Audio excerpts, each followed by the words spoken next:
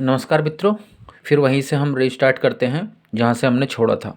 सांख्यिकी चल रही थी हमारी और क्वेश्चन नंबर 8 में आपको बता रहा था।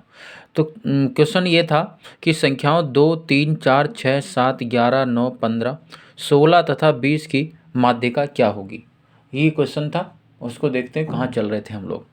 तो चलिए स्टार्ट करते हैं। तो यहाँ पे एक्चुअल में क्या है, देखिए हमने कहा था कि पहले इनको माध्यिका निकालने से पहले हम आरोही क्रम में लगाते हैं। किसमें? आरोही क्रम में। तो सॉल्यूशन देख लेंगे आरोही क्रम। आरोही क्रम में जब लगाएंगे तो हम इन्हें, तो सबसे पहले सबसे छोटी संख्या लिखेंगे, फिर उससे बड़ी, फिर उससे बड़ी, है ना। फिर उसके बाद जो है उससे बड़ी, फिर उससे बड़ी, फिर उससे बड़ी, फिर उससे बड़ी, फिर उससे बड़ी, फिर उससे बड़ी, फिर उससे बड़ी। ये आरोही क्रम में हो गया। अब आरोही क्रम में लगाने के बाद हम ये देखते हैं कि इसमें कितने पद हैं। क्या देखते हैं हम? इसमें कितने पद हैं? 1, 2, 3, 4, 5, 6, 7, 8, 9, 10 पद हैं। अब 10 पद हैं तो इसका मतलब ये है कि माध्यिका बीच में स्थित होती है। तो एक काम करो, 4 इधर से छोड़ दो, 4 इधर से छोड़ दो। अब माध्यिका 7 और 9 के बीच में स्थित होगी। कितने के बीच में स्थित होगी? 7 और 9 के बीच में स्थित। तो मध्य पद जो हुए हमारे, मध्य पद जो स्थित हुए हमारे 7 और 9 हुए, और माध्यिका होगी इनके बीच में।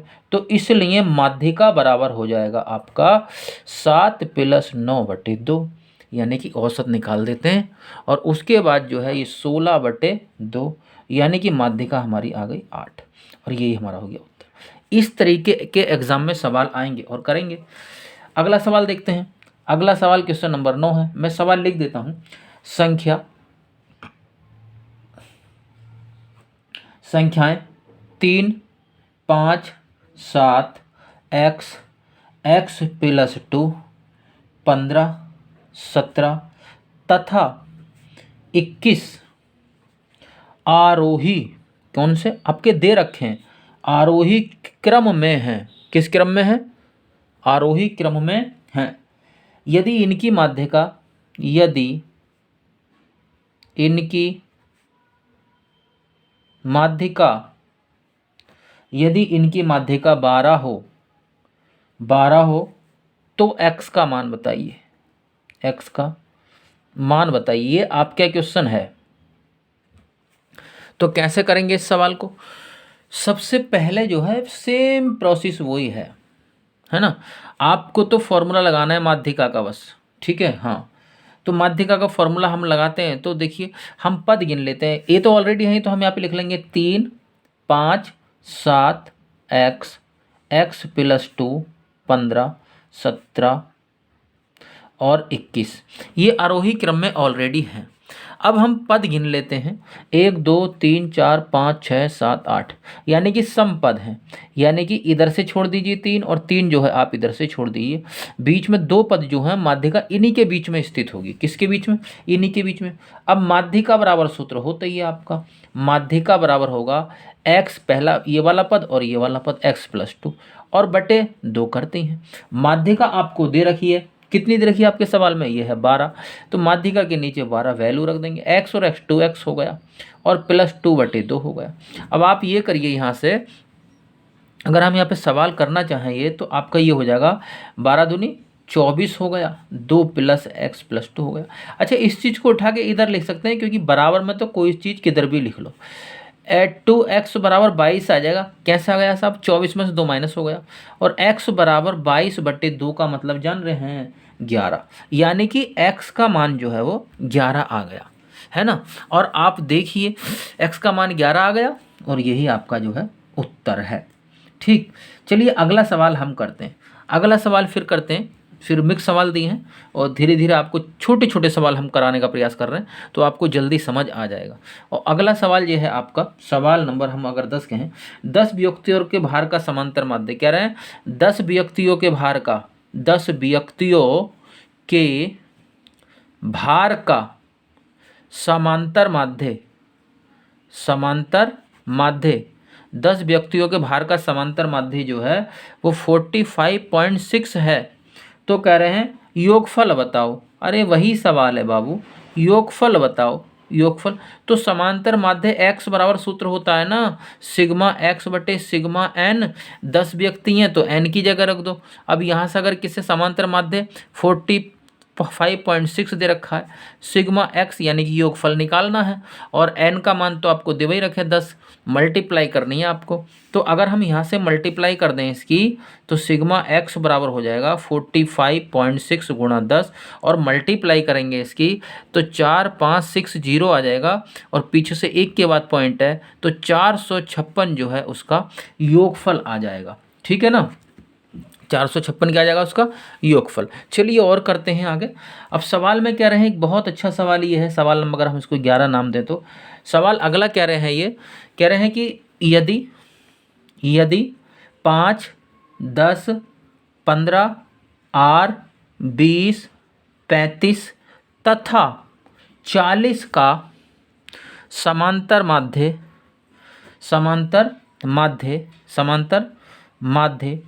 21 है तो R का मान बताइए।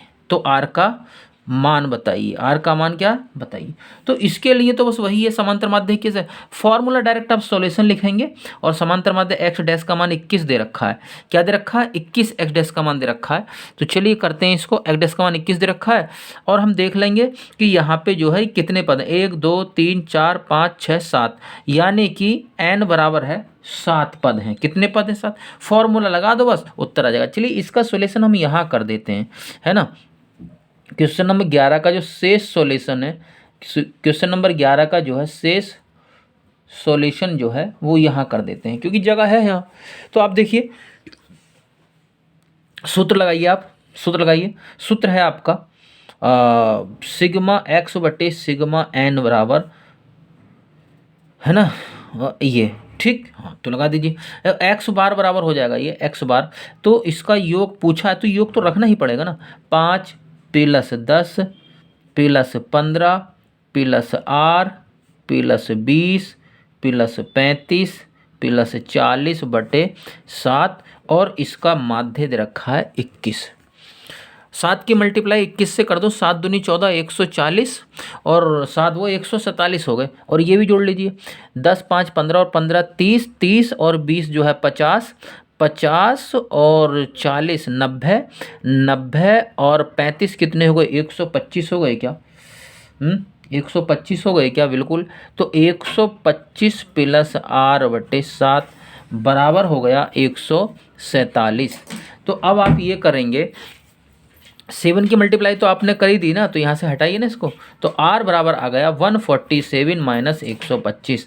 अब इसमें से 147 में से 125 जब आप माइनस करेंगे तो 7 में से 5 माइनस किया 2 बचा और 4 में से 2 माइनस किया 2 बचा और 1 में से 1 0, यानी कि R की जो वैल्यू आ गई आपकी 22 आ गई और यही फाइंड आउट करना था, ये आंसर हो गया। तो इस प्रकार इजी से हार्ट की ओर हम चलने का प्रयास कर रहे हैं और फिर अगले सवाल में फिर समझते हैं। धीरे धीरे आप जो है सब समझ जाएंगे, ठीक। और बहुत हल्के, मैं सारे सवाल कराऊंगा, इजी हार्ड कल्पित माध्य सब कुछ कराऊंगा, डोंट वरी, ठीक है। तो चलिए करते हैं इसको, ठीक, चलो करिए।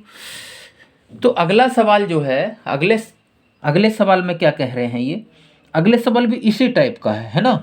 अगला सवाल इसी टाइप का है, कह रहे हैं किसी कक्षा के 5 बच्चों की ऊंचाइयां क्रमशः सेंटीमीटर 150, 151, 152, 153 और 154 में दे रखी हैं, है ना। तो 5 बच्चों की ऊंचाइयां दे रखी हैं। तो क्वेश्चन अगर हम देखें, इसको 12 माने तो 5 कक्षा, किसी कक्षा के 5 बच्चों की ऊंचाइयां, 5 बच्चों की ऊंचाइयां दे रखी हैं किसी कक्षा के। 5 बच्चे सेंटीमीटर में है भाई, सेमी में है, किस में है? सेमी में।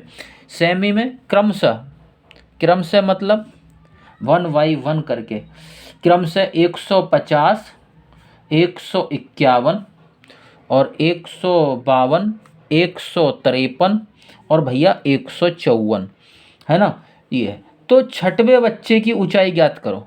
तो कह रहे हैं छठे बच्चे की ऊंचाई बताओ, ये कह रहे हैं छठे बच्चे की ऊंचाई बताओ। और उनका जो माध्य है, समांतर माध्य जो दे रखा है वो दे रखा है समांतर माध्य आपका 152.5, ये गिवन है। तो अब क्या करेंगे, वही फॉर्मूला आप लगाएंगे, है ना, पदों का योग बटे कुल पदों की कुल संख्या। तो लगा दीजिए ना, पदों का योग, पदों का योग बटे कुल संख्या, किसकी, कुल संख्या पदों की भैया, पदों की कुल संख्या, पदों की कुल संख्या, और बराबर समांतर माध्य। अब क्या हम हिंदी में लिख दिए इसको, समांतर माध्य। पदों का कुल योग ऊपर रख दीजिए ना, उसको फिर जोड़ देंगे बाद में। तो सबको लिख दीजिए, 150 प्लस 151 प्लस 152 प्लस 153 प्लस 154, है ना। और पदों की कुल संख्या बाबू कितनी है, तो गिन लेंगे ना हम इसको, 1 2 3 4 5 हैं, और वो छठे बच्चे का निकालना है। 5 बच्चों की ऊंचाइयां दे रखी हैं और छठे बच्चे की ऊंचाई पता नहीं है, तो टोटल तो पद 6 ही हो गए ना। और समांतर माध्य 152.5 दे रखा है। अब इनको सबको जोड़ लीजिए। तो देखो कैसे जोड़ते हैं, 1 2 3 4 5, 500 तो यही हो गए, 500 और 50 और 51, 601, 601, और ये आप देखिए ये 650 और 700, यानी कि 760 बैठेंगे। कितने, 760। और छठा बच्चे को आप x मान लीजिए, इसमें छठा छूट गया ना, तो उसकी ऊंचाई x मान लीजिए, बराबर 152 × 5। अब यहाँ पे लिखना पड़ेगा आपको, माना, है ना, छठवें बच्चे की ऊंचाई x है ना, x है। तो अब रख लीजिए, अब इसका मल्टीप्लाई आप कर देंगे ना, तो ये हो जाएगा 760 प्लस x बराबर 6 गुणा 152.5, और यहाँ कर देते हैं इधर को, तो ये आपका हो जाएगा 760 प्लस x बराबर 915, और x बराबर हो जाएगा 915 माइनस 760, और x बराबर हो जाएगा आपका 155। तो आपका उत्तर जो है 155 यहाँ आ गया। तो छठे बच्चे की ऊंचाई आ गई, है ना, ये आ गई छठवें बच्चे की ऊंचाई आ गई बाबू। ये क्या आ गई, ऊंचाई। छठवें बच्चे की ऊंचाई जो है वो 155 आ गई जी। कितनी आ गई, 155 आ गई छठवें बच्चे की ऊंचाई। फिर क्या करें, अब क्या करें, तो इसी प्रकार और भी सवाल हैं, है ना। तो यहाँ पे जो है एक क्वेश्चन मैं आपको घर से देता हूँ, मतलब आप होमवर्क में करिए। चलिए, तो मैं क्वेश्चन देता हूँ आपको, हैं, यदि 27 23 x माइनस 4 x प्लस 4 15 3 और 7 का समांतर माध्य 15 है, कितना है, 15 है, तो x का मान बताइए, x का मान बताइए भैया। समांतर माध्य रखा, सीधी सी बात है, कुल पदों का योग बटे कुल संख्या बराबर समांतर माध्य, यही फॉर्मूला होता है। तो ये आपको करना है ट्राई, ठीक है, ये आप करोगे, मैं नहीं करूँगा। इंपॉर्टेंट सवाल मैं आपको एक और बताता हूँ, है ना, इसको नाम कह रहे हैं एन प्रक्षेपणों। ये आपका जो है एसएससी में भी आ जाता है, और हाई स्कूल में तो हैं, ये हाई स्कूल के सवाल हैं, तो हाई स्कूल में तो आते ही हैं। x1 और x2, x1 comma x2 comma x3 dot dot dot dot और कॉमा xn का समांतर माध्य जो दे रखा है इन्होंने, वो दे रखा है m है, स्मॉल m है। तो कह रहे हैं तो सिद्ध करो, यानी कि प्रूफ करना है, तो सिद्ध करो, कह रहे हैं कि प्रक्षेपणों, है ना, प्रक्षेपणों kx1 कॉमा kx2, है ना, comma kx3 comma dot dot kxn, है ना, का समांतर माध्य क्या होगा, ये आपसे जो है ज्ञात कराना चाह रहे हैं कि समांतर माध्य क्या होगा। ठीक है, चलिए करते हैं इसको। सबसे पहले हम इसके लिए समांतर माध्य का फॉर्मूला लिखेंगे। एन प्रक्षेपण टोटल नंबर ऑफ एन, यानी कि टोटल नंबर ऑफ टर्म्स, कुल पदों की संख्या हो गई एन, और ये पदों का योग ऊपर लगा दीजिए। तो हमारे हिसाब से हम एक चीज़ जानते हैं ना, तो सॉल्यूशन यहाँ पे लिख देंगे, है ना। तो यहाँ पे हम एक चीज़ जानते हैं कि समांतर माध्य का हम फॉर्मूला जानते हैं, उसका समांतर माध्य एक्स डैश बराबर होता है कुल पदों का योग। तो कुल पद पहले ये दे रखे हैं, तो ये हो जाएगा x1 plus x2 plus x3 plus dot dot dot dot plus xn और बटे टोटल पद जो है ये n है, n रख दिया। अब यहाँ पे जो है इस x का मान m रखेंगे क्योंकि समांतर माध्य m दिया है, तो इस चीज़ को चाहे इधर लिख लो पहले, कोई दिक्कत नहीं है। इस चीज़ को आप इधर भी लिख लोगे ना तो कोई दिक्कत वाली बात है नहीं। तो आप यहाँ पे लिख लीजिए ना इसको, तो x1 plus x2 plus x3 plus dot dot dot dot plus xn बटे, वो तो बराबर ही होता है ना। और x डैश का मान डायरेक्ट रख दीजिए, m रख दीजिए, समीकरण नंबर 1 मान लीजिए।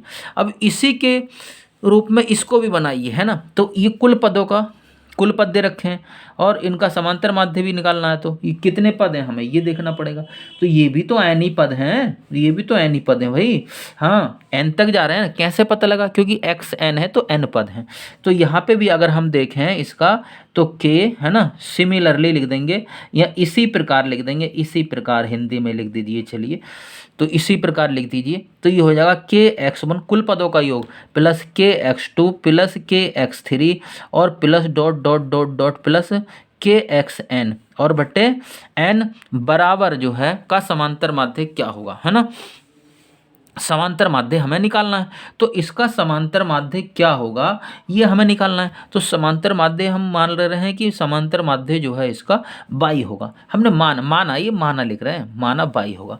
अब यहाँ से के कॉमन ले लीजिए, तो x1 plus x2 plus x3 plus dot dot dot dot plus xn बट्टे n। आप देखिए पूरा ऊपर वाली समीकरण बन गई है, ये जो यहाँ तक के को छोड़ के ऊपर वाली समीकरण बन गई। और हम यहाँ पे अगर फ्रॉम फर्स्ट लिख दें, समीकरण 1 से लिख दें, यहाँ पे लिख दें हम समीकरण 1 से, यानी कि फ्रॉम फर्स्ट लिख दें, यानी कि समीकरण 1 से, तो इसका मान जो है समीकरण 1 से ये पूरा जो बना है यहाँ पे m रख सकते हैं। तो ये हो जाएगा आपका के m बराबर बाई।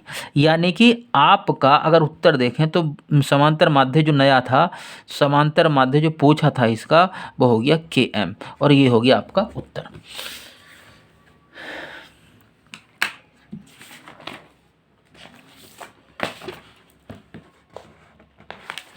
ठीक, तो इसी प्रकार से जो है आगे बढ़ते हैं।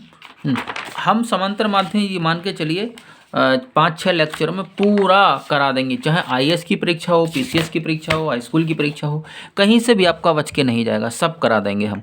ठीक, तो चलिए हम करने जा रहे हैं। अब देखिए हम करने जा रहे हैं समांतर माध्य। अगला सवाल क्या कह रहा है, इस प्रकार के सवाल भी आते हैं समांतर माध्य में। आप देखिए, सवाल करते हैं, कह रहे हैं अच्छा कुछ संख्याओं का समांतर माध्य दिया होता है, जैसे क्वेश्चन नंबर 13 अगर हम इसको कहें, 8 संख्याओं का समांतर माध्य 12 है, तो यहाँ पे लिखेंगे 8 संख्याओं का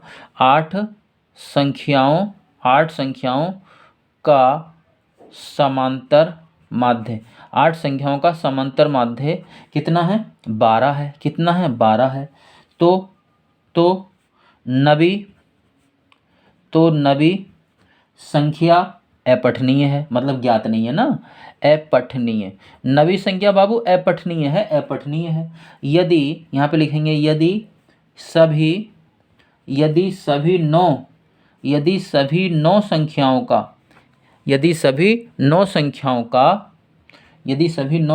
का समांतर माध्य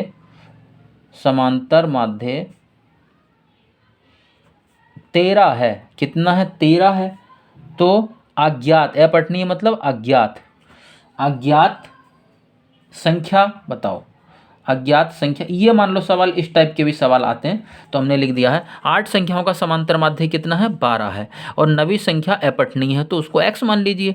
समांतर माध्य अपठनीय यदि सभी 9 संख्याओं का समांतर माध्य 13 है, सभी 9 का कितना है, 13 है। इसमें तो कुछ भी नहीं है, एक बात समझिए आप, यहाँ पे आप एक बार 9 संख्याओं का समांतर माध्य 13 है, तो 9 संख्याओं का समांतर माध्य यहाँ टोटल नंबर n है, और यहाँ पे समांतर माध्य को हम एवरेज बोल देते हैं, 13 है, और इनकी टोटल अगर हम निकाल लें तो 13 की हम इससे गुणा कर देंगे 9 से, तो 13 निम्मा 117, यानी कि 9 संख्याओं का टोटल योग जो आ गया 117 आ गया। अब 8 संख्याओं का आपको 12 दे रखा है, इसकी गुणा कर लीजिए, है ना। 12 8 96 हो गई, करें 12 8 96 होते हैं। आप देखिए अगर 9 संख्याओं में से 8 संख्याओं का टोटल योग घटा देंगे तो एक 9वीं संख्या जो है, एक संख्या जो है वो 9वीं संख्या जो है ना, ये 9वीं संख्या जो है, एक संख्या 9 में से 8 घटा देंगे तो 9वीं संख्या का जो आ जाएगा, इसका जो मान आ जाएगा 9वीं संख्या जो होगी वो इसमें से घटा के निकल के आ जाएगी। तो आप माइनस कर दीजिए, तो चलिए करिए, यानी कि ये हो गया 21। तो कितना आ जाएगा आपका, 21 आ जाएगा। ठीक है, तो आपका 117 में से 96 जाएंगे तो वो 9वीं संख्या आपकी 21 आ जाएगी। इस प्रकार के और भी सवाल हैं इसमें, इस प्रकार के जो है और भी सवाल है। अब हम आपको हल्के हल्के सवाल अभी पहले करा रहे हैं, पहले बहुलक बताएंगे हम आपको। तो बहुलक के बारे में अभी पीछे बताया था ना, तो एक सवाल और बहुलक का करा देते हैं। बहुलक का मतलब होता है जो संख्या सबसे ज़्यादा रिपीट होती है वही बहुलक होता है, बस इस बात का आप विशेष रूप से ध्यान रखेंगे। ठीक, हाँ, तो एक छोटा सा सवाल अभी बहुलक का और करा देते हैं, फिर उसके बाद जो है वीडियो समाप्त करते हैं, फिर अगली वीडियो में बताएंगे क्योंकि बड़ी हो जाती है ना। तो भैया अभी तो हम अपना यूट्यूब चैनल चलाने का प्रयास कर रहे हैं और हम भी जो है काफ़ी मेहनत कर रहे हैं, क्योंकि बहुत दिनों तक हमने पढ़ाई की, कंपटीशन की, एग्ज़ाम्स निकाले भी, CGL मेंस भी दिए, बट हो नहीं पाया, कहीं ना कहीं कुछ ना कुछ कमी हमारी रह गई। ठीक है, हाँ, क्योंकि चलिए कोई नहीं, हम निराश नहीं हैं। तो आगे बढ़ते हैं। फिर ये कह रहे हैं 10 बहुलक ज्ञात करना, तो क्वेश्चन दिया है इन्होंने, यहाँ पे कर देते हैं। क्वेश्चन ये है 10, 13, 17, 19, 12, 15, 19, 20, 19, 17 का बहुलक बताना है। इसका बताना है बहुलक, बहुलक बताइए। अरे वेरी सिंपल है यार, कुछ नहीं है इसमें। आप बस ये देखिए रिपीटेशन कौन सी संख्या का ज़्यादा है ना, विच नंबर का रिपीटेशन कौन ज़्यादा है। तो आप 19 यहाँ भी आया, यहाँ भी 3 बार 19 आया, तो यही बहुलक हो गया बस। अगर ऐसा सवाल आएगा तो एक आध नंबर में आएगा, कर देंगे। ठीक, और बड़े बड़े सवाल भी देंगे। चलिए आज के लिए फ़िलहाल इतना ही रखते हैं और बाकी डिस्कस हम नेक्स्ट वीडियो में करेंगे। और जितना भी पूरी सांख्यिकी के अंदर मटेरियल है मैं सारा कराऊंगा, सब कराऊंगा, कहीं से नहीं छोड़ूंगा, सारी किताबों से सवाल उठा के लाऊंगा, सब कुछ करा दूंगा, कोई परीक्षा में कोई सवाल आपका नहीं बचेगा। तो आप मेरे चैनल को सब्सक्राइब कीजिए, लाइक कीजिए और जो है शेयर भी कीजिए। धन्यवाद।